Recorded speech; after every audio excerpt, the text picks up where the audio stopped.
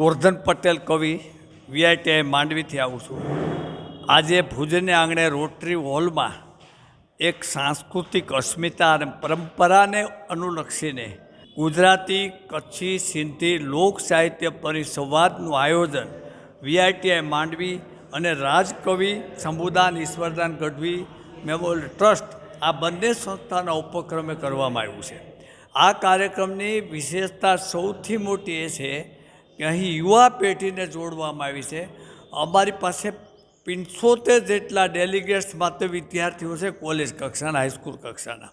આ પેઢીને આ આપણી પરંપરામાં જોડવી એ મુખ્ય લક્ષ્ય છે આ કાર્યક્રમનું.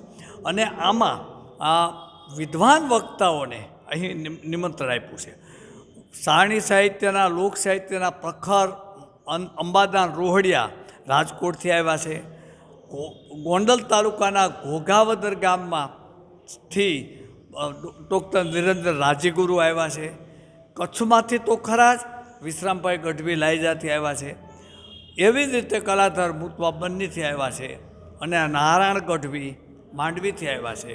કાર્યક્રમના અધ્યક્ષસ્થાને ડૉક્ટર કાંતિ ગોર છે અને આદરણીય પુષ્પદાનભાઈ ગઢવીનું માર્ગદર્શન છે. આ બધાએ સાથે મળીને આ કાર્યક્રમનું આયોજન કર્યું છે. સમગ્ર કાર્યક્રમ આખા દિવસ ચાલવાનો છે અને એમાં જુદા જુદા લોક સાહિત્યના વિષયો ઉપર મેં હમણાં નામ આપ્યા એ બધા વક્તાઓ પોતાના અનુભવ આધારિત સુંદર વક્તવ્યો આપશે અને ભાવિ પેઢીને એનાથી અવગત કરશે. અહીં મુખ્ય વાત એટલી જ છે કે આપણી પુરાતી પરંપરા, આપણી સભ્યતા, આ બધું આજની પેઢી વાંચવા ટેવાયેલ નથી તો એને વક્તવ્ય સ્વરૂપે પણ આપીએ અને એમને કંઈક એમાંથી મળે, કંઈક જ્ઞાન મળે, કંઈક સમજણ કે વધુ મજબૂત બને, આવા હેતુથી આ કાર્યક્રમનું આયોજન કરવામાં આવ્યું છે. આ અમારો આ વર્ષમાં છેલ્લા 18 મહિનામાં આ 6ઠ્ઠો કાર્યક્રમ છે. 5 અગાઉ કરી ચૂક્યા છે.